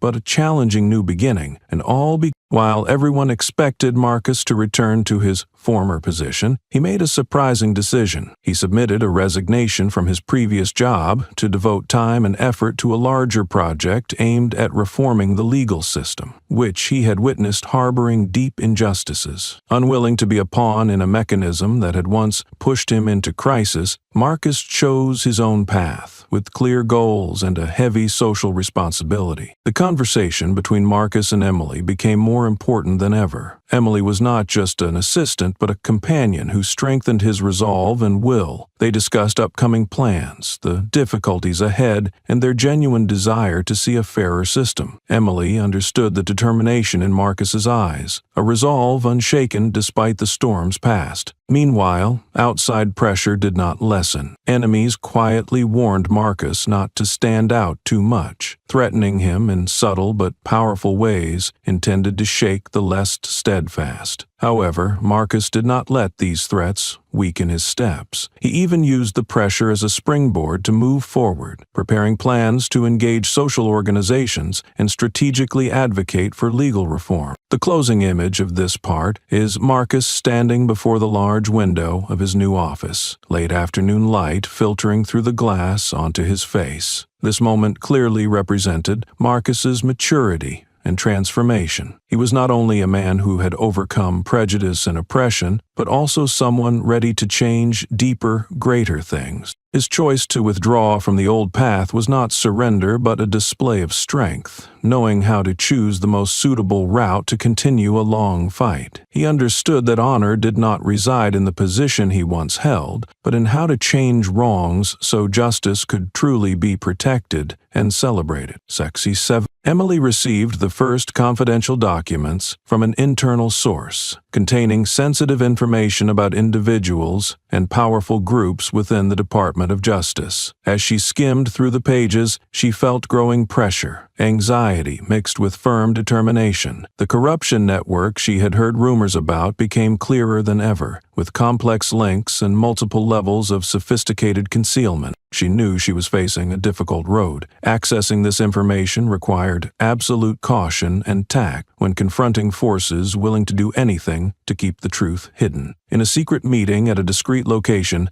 Emily contacted several officials within the government machinery. Some expressed genuine support, providing additional critical data and valuable advice. Conversely, many warned her sternly, even threatening that she must stop if she wished to avoid serious trouble. The atmosphere in negotiations was so tense that Emily had to be careful with every word and gesture. The line between ally and enemy became fragile, sometimes based on a single glance or a quietly loaded tone. These encounters expanded her understanding of the complexity of the corruption network infiltrating deeply into the legal system. Based on the gathered information and her system knowledge, Emily began drafting an internal investigation plan. She leveraged her broad social connections combined with modern technology tools to collect evidence effectively and discreetly. She warned Marcus about the escalating danger, emphasizing the need for mental preparedness and vigilance against attacks that could come at any moment. Before ending a long, tense day, Emily sent Marcus an encrypted letter, a brief message, enough to make him understand the fight was far from over, and the challenges ahead would be immense. A feeling both hopeful and fiercely challenging spread between them, like a shared commitment that truth and justice would never be subdued. Marcus stood before a packed auditorium, the stage lights illuminating his serious face that also held a glimmer of hope. He had been invited to participate in an important seminar on social justice and law, where he began sharing his story. Marcus's words were not only personal experiences, but also a voice representing millions who had suffered abuse of power and discrimination in society. He recounted the days he was judged by his skin color, unjustly detained, but emphasized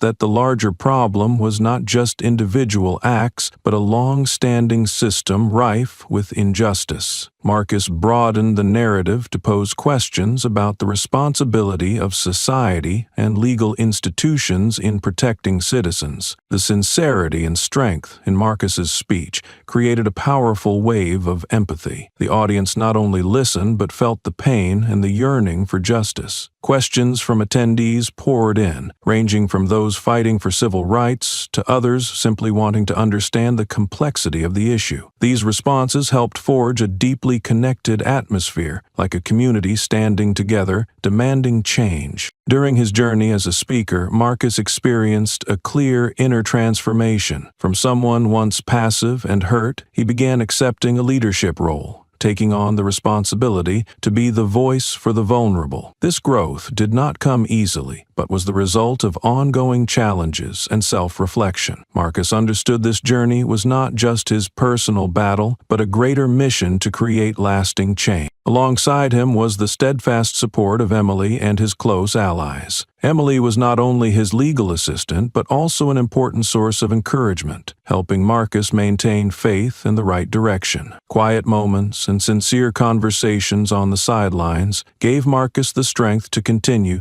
despite many difficulties. Step by step, Marcus gradually established himself as a symbol of resilience and hope. His sharing was not only inspiring, but also generated widespread impact in the community, helping shift social awareness about abuse of power and discrimination. Marcus's journey was more than an individual story, it was an epic for justice and human dignity. Marcus received an offer from a reputable publisher, inviting him to collaborate on a book recounting his entire journey. This was not not simply a writing project, but an opportunity to convey profound reflections on justice, injustice, and resistance. He decided to use the book as a tool to raise social awareness, helping readers better understand the existing system of abuse and prejudice. The writing process was not easy. Marcus confronted many complex emotions. Each page was a return to the challenging days, from the pain of false accusations to the loneliness of the legal battle. These ups and downs helped him better understand himself and broaden his perspective on deep life lessons and perseverance in the pursuit of truth. Before the book's release, an important media event was held to announce the work and the story behind it. In the solemn atmosphere, the black boy Marcus had once saved appeared among the crowd. The boy had grown and bore the marks of life, but still shone with deep gratitude. That touching encounter was recorded and widely shared by the media, creating a strong wave of empathy in the community. The moment the boy thanked Marcus was not just a personal gratitude, but became a vivid symbol of the power of kindness and justice. That image emphasized that every act of goodwill, every effort to fight, can change lives and create far-reaching impact. Marcus realized that his responsibility did not end with protecting himself, but extended to the greater task of inspiring and promoting social change. He understood clearly that his story could be a guiding light for those facing injustice, a voice for the unheard. Through every page, Marcus conveyed faith and hope for a fairer society while affirming steadfastness on the path to protect dignity and justice. Mr. Harper was once one of the most prominent figures in the upscale Spring Hill neighborhood, known for his strict attitude toward Marcus and those like him. However, as videos and evidence regarding Marcus's case spread widely, public attention shifted to Mr. Harper's discriminatory behavior and wrongful attitude. The media continuously followed up, interviewing neighbors, many of whom expressed dissatisfaction with Mr. Harper's words and action. The relentless calls and messages of protest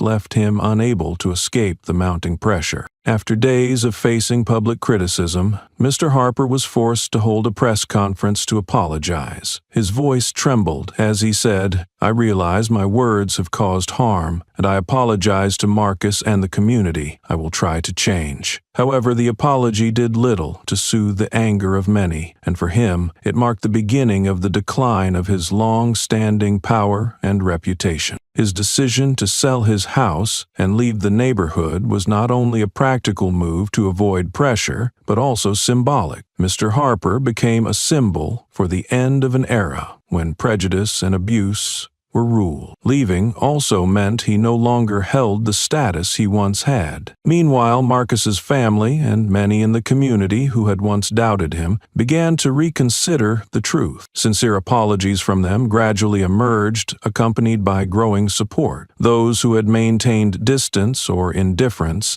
now publicly stood with Marcus, creating a new wave of unity in the area. The atmosphere in the neighborhood changed noticeably. Tensions, suspicion, and division gradually dissolved through concrete actions and goodwill. Residents began organizing meetings and discussions to rebuild trust and mutual understanding. Small acts, such as cleaning the neighborhood together and sharing Marcus's true story and his transformation, were passed from person to person. These actions were not only symbolic, but also laid the foundation for profound change within the community. The light of justice was not just legal recognition, but a shift in individual consciousness, helping create a more just and humane living environment. Over time, Marcus realized his victory was not only about personal vindication, but also about changing the entire social mindset. The turnaround of those who once opposed him became proof of the power of truth and perseverance. It marked the beginning of a longer journey where justice was not only spoken of, but enacted through the actions and hearts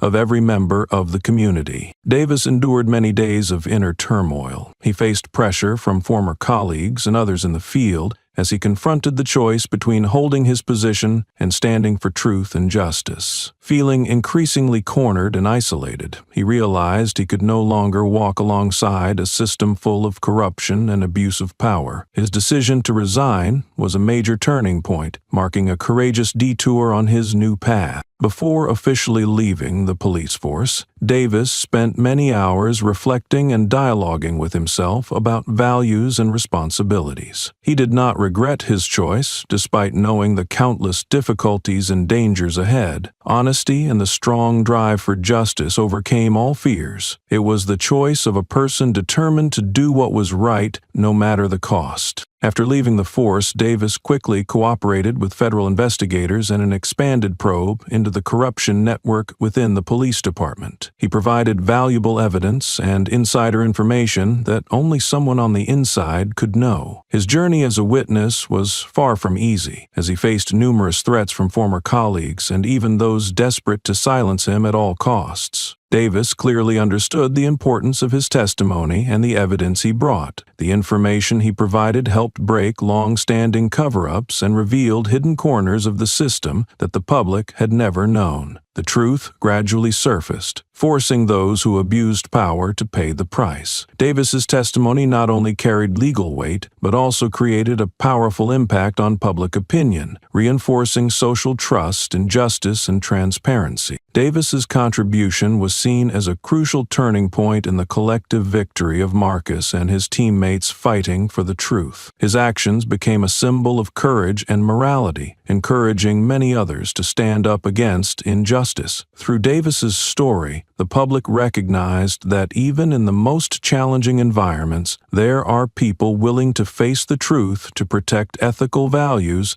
and social fairness. The official investigation began in a thick, cautious atmosphere. A series of faces once hidden in murky cases were successively summoned. Officers appearing in edited video clips, including those who had previously ignored civil complaints, now sat facing thick files and the scrutinizing eyes of the Department of Justice investigative team. Under pressure from evidence and the risk of prosecution, Davis formally came forward as an internal witness. He confessed his passive role, admitting to having received orders to silence a victim to protect superiors. Meanwhile, Shadow, a figure once strictly protected within the police department, was detained for investigation while the media dug up old lawsuits linked to him. The concept of the Spring Hill Ring officially appeared in internal documents as the shorthand for a chain of systemic abuses, from abuse of power, covering up police violence, to evidence tampering. The Department of Justice did not stop at current cases, but expanded inquiries to files dating back over a decade. A network began to emerge, tangled and haunting, where many once regarded as law enforcers turned out to be cogs in a machine now exposed. When invited to join an independent advisory committee on system reform, Marcus initially remained silent. He did not want to become a state-disciplined symbol, nor be manipulated under the guise of fake reform. However, after a private conversation with James and Emily, he gradually changed his mind. Not for fame or position, but out of understanding that if he did not participate, others would turn the committee into a farce. Marcus agreed with one condition: no sugarcoating. Everything must be uncovered. Afterward, he worked in a small room on the edge of the Department of Justice headquarters alongside legal investigators. The wall was covered with dense whiteboards filled with information, officer names, case codes, and dates when complaints were dismissed. Some names repeated 5 or 6 times across different states. Previous victims who lacked evidence or had been crushed by the system were now revisited with new eyes. Marcus, with his analytical skills and seasoned memory, became the bridge between dry data and the true picture of systemic abuse. The press began publishing old cases once buried without a trace. Social media erupted, especially among those who had once opposed Marcus and now demanded justice for other victims. A black mother who lost her son during a wrongful search spoke out. If there had been someone like Marcus that day, maybe my son would still be alive. Under public pressure, Marcus had to appear before the media. Without scripts or spokespersons, he stood before hundreds of cameras and began with a sentence that silenced the room. I have been silent long enough. Now I speak not for myself, but for those who never had the chance to speak. Those words did not explode like a political speech, but carried a weight no one could deny. It was not a starting gun, but the first footsteps of someone once crushed, now returning not for revenge, but to correct how the law views people like him. The Reform Committee was established under public pressure and the Department of Justice's push. Marcus was quickly invited to hold an important role in shaping new policy recommendations. His responsibility was not merely to represent an individual, but to be the voice of a community long disadvantaged by the law enforcement system. Marcus focused on breakthrough proposals, delving into increasing transparency in all police activities. He advocated strictly recording all interactions between police and civilians to minimize abuse of power and serve as truthful evidence in every case. Additionally, Marcus emphasized the necessity of protection mechanisms for whistleblowers, those who dare expose wrongdoing despite risks of retaliation. He also called for the construction of independent oversight processes free from group interests or pressure from superiors. These proposals quickly gained wide support from social activists, lawyers, and many citizens, though they quietly met resistance from some internal faction. While Marcus led the reform effort, his older brother James underwent a public internal investigation. Evidence showed James had been undermined by a hidden power group previously accused by Marcus in anti-corruption cases. James's exoneration was not only a personal victory, but also a heavy blow to the dark power network that had manipulated him for years. The president publicly thanked James for his contributions and officially reinstated him as Attorney General with near-unanimous support from Congress and public opinion. Marcus appeared on national television,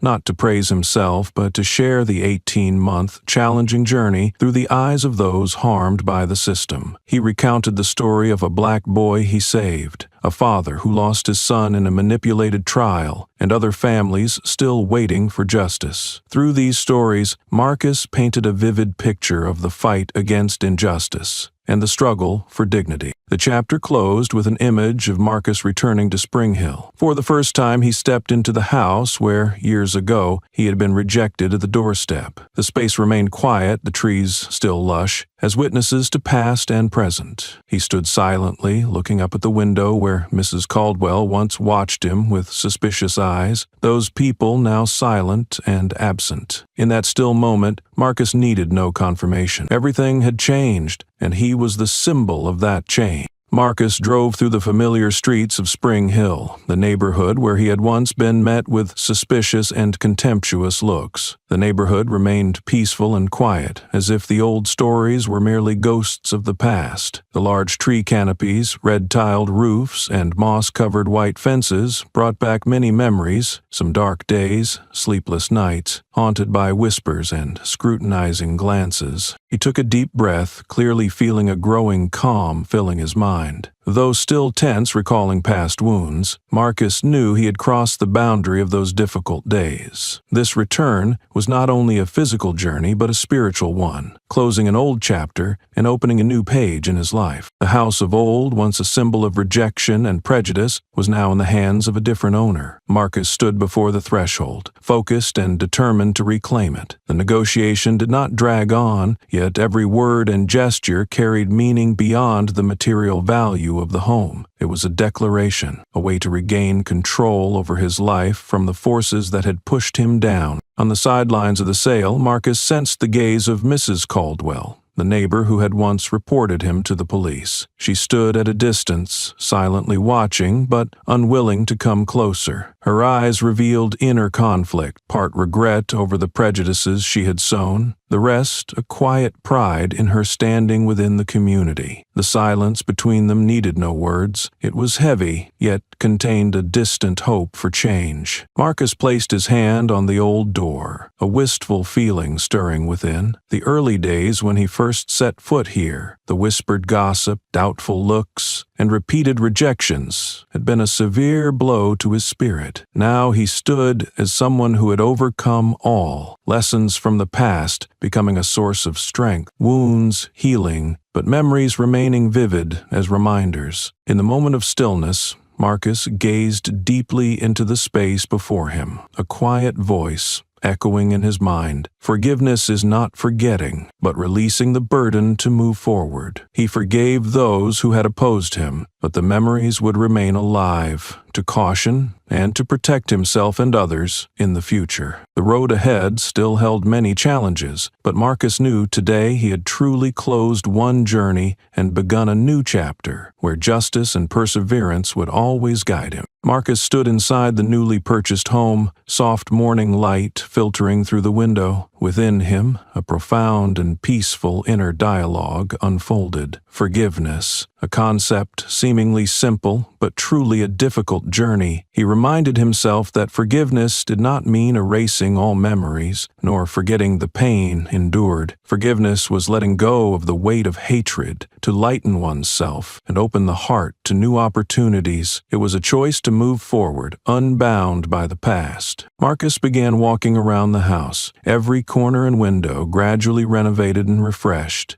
Each item, every small detail, carried significance beyond physical change. He transformed this place into a symbol of rebirth, marking a new beginning not only for himself, but for all who had suffered injustice. Fresh paint, walls adorned with images of perseverance and justice, all blending into a space meant not only to live in, but to live fully and rise above. From afar, Mrs. Caldwell's silhouette faded into the neighborhood. She stood silently observing, unwilling to approach, a quiet admission of the mistakes and prejudices once sown. That silence was both a silent reminder and the end of a power no longer standing in Marcus's life. He realized forgiving her was not restoring power, but freeing her from the burden of hatred and narrow-mindedness. Forgiveness was the way to return freedom to himself and to those who had caused pain. Under the deep blue sky, Marcus stood quietly before the house, his gaze distant. In that moment, he promised himself and the community that the fight for justice would never cease. He would continue onward, maintaining calm within his soul and clarity in every decision. Life still held many challenges, but Marcus knew the greatest strength was perseverance, compassion, and the unyielding will to change and build a better future for all. The stage of the international conference gleamed under dazzling lights, sparkling upon the faces of thousands of delegates from around the world. The atmosphere was solemn, blending seriousness with expectation, making every participant deeply aware of the event's significance. Among the hundreds, all eyes were fixed on Marcus, who had become a vivid symbol of change and unyielding hope in the relentless struggle for justice and truth. Marcus stepped up to the podium, his voice both strong and warm, causing the auditorium to fall silent with each word. He began with a brief, heartfelt story about his own journey, days filled with oppression and pain, and the relentless perseverance to overcome seemingly insurmountable challenges. He did not merely recount his past, but conveyed a profound message about resilience and courage in the face of adversity, demonstrating the power of human will when standing up for justice. He then shifted to core values essential to any society. He emphasized the importance of truth and human dignity, elements that bind people together and form the foundation of a just and humane community. Drawing from personal experience, Marcus reflected on harsh lessons about maintaining faith in justice despite countless hardships and dangers. He stressed that nothing was more important than truth and compassion, which serve as guiding lights for humanity's ongoing development. The audience was visibly moved by Marcus's sincere words, many with tears in their eyes, continuous applause echoing as an affirmation and deep empathy. Their eyes held faith and hope, as if every word from Marcus reinvigorated struggles happening worldwide. Marcus felt the great responsibility on his shoulders, realizing that his voice was not just a personal story, but one that resonated across communities, changing perceptions and inspiring action. In the closing part of his speech, Marcus skillfully connected his story to global issues like corruption, injustice, and the enduring fight for human rights. He affirmed the necessity of transparency, fairness, and accountability in every nation, calling on the international community to join hands in protecting and promoting these values. His words became a wake-up call, reminding everyone that justice is not a distant ideal, but a collective responsibility. As he concluded, Marcus received a warm ovation from the entire hall. Yet in his eyes lingered humility and determination, a silent vow to continue the relentless journey for justice he had chosen. He stepped down from the stage, ready for the challenges ahead, knowing that the light of truth, no matter how concealed, would ultimately find a way to illuminate and guide humanity toward fairness and peace. Marcus stood center stage, the hall's lights casting warm rays around him. Applause rose gradually from the audience, spreading throughout the space with the power of shared agreement and heartfelt emotion. He looked ahead at diverse faces from many countries and cultures, eyes sparkling with hope and respect. Taking a deep breath, his voice rang out clearly, strong yet full of feeling. Justice is not a spear, but a light, and light, even when wrapped, will find a way to reveal the truth. Those words echoed throughout the hall, touching every heart. They were not just the conclusion of Marcus's arduous journey, but a powerful message to all fighting for justice, truth, and human dignity. The audience rose, applause extending as if to affirm that this light would never be extinguished, despite darkness and forces trying to conceal it. The stage lighting shifted to a symbolic scene. Marcus stood within a radiant circle of light, like a steadfast lighthouse in a pitch-black night. The image represented not only the illumination of truth, but also hope and faith for millions longing for a fairer society. Some in the crowd wept, deeply moved by Marcus's message, sensing a borderless connection in the fight for righteousness. Outside the hall, night descended, the city glittering like millions of candles lighting a dark ocean. Those lights symbolized justice spreading everywhere from small streets to centers of power. They burned continuously, never extinguishing despite the challenges and upheavals of time. In a moment of silence, Marcus's inner voice resonated like a solemn vow. He knew the road ahead was still long. Justice could not stop here, but must always be protected, nurtured, and advanced. New challenges would come, but he was ready to face them, prepared to continue the battle not only for himself, but for all who looked to that light. Marcus walked off the stage with firm eyes, each step carrying strength and unshakable determination. The applause continued behind him, not as an end, but as the start of a new chapter, a new journey filled with hope and great responsibility. The light of justice kept spreading, and Marcus was an indispensable part of that flame, a light that would lead to better days ahead.